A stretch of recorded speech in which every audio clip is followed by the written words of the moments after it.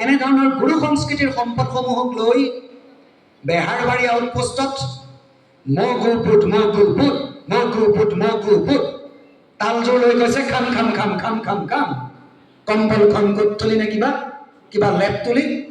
হয়নে নহয় একেলগে প্ৰজ্ঞান প্ৰতিম বৰুৱাই কথা সদায় পোনকৈ কৈ ভাল পায় আমি একোজন হিন্দু ধৰ্মাৱলম্বী হয় নাই হয়নে নহয় আমি গুৰু সংস্কৃতিৰ একোজন ছাত্ৰ হয়নে নহয় গুৰুজনাই সৃজন কৰা কিছুমান বিশেষ সম্বলক লৈ কেতিয়াও ইটিকিং সূচক ভিডিঅ' কেতিয়াও কাকো তাচ্ছিল্য সূচক মন্তব্য কোনো ধৰণৰ ইটিকিং সূচক বোলছবি নিৰ্মাণত যাতে কাহানিও মনোনিৱেশ নকৰা সন্ধিয়া লগা বৰনামঘৰত যেতিয়া দবাটো বজাই আমি সকলো একেমুখে কি কওঁ কৃষ্ণ প্ৰভু কওঁনে নকওঁ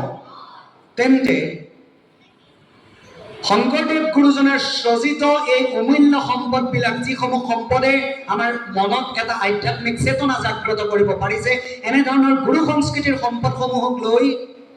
বেহাৰবাৰী আউটপোষ্টত মগু বুট মগু বুট মগু বুট মগু বুট তালযোৰ লৈ গৈছে খাম খাম খাম খাম খাম খাম কম্বলখন গোট তুলি নে কিবা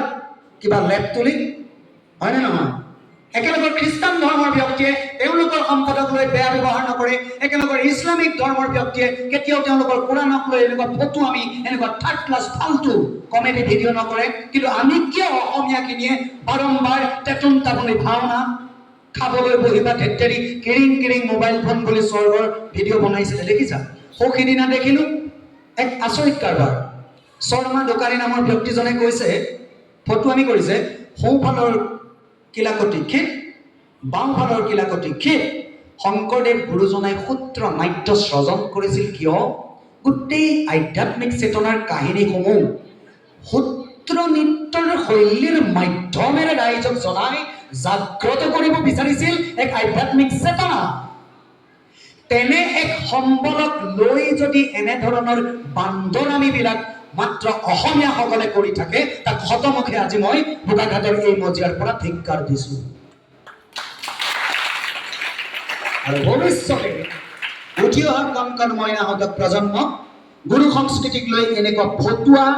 এনেকুৱা তাচ্ছিল্যসূচক এনেকুৱা কোনো ভিডিঅ'ত যাতে এনেকুৱা কোনো চিনেমা এনেকুৱা কোনো ফটুৱা ভিডিঅ' এনেকুৱা কোনো ছবিক লৈ বা এনেকুৱা কিবাক লৈ যাতে এনেকুৱা থেটলিং অপমানজনিত কৰ্ম উঠি অহা প্ৰজন্মই নকৰা তাৰ বাবে মই তোমালোকক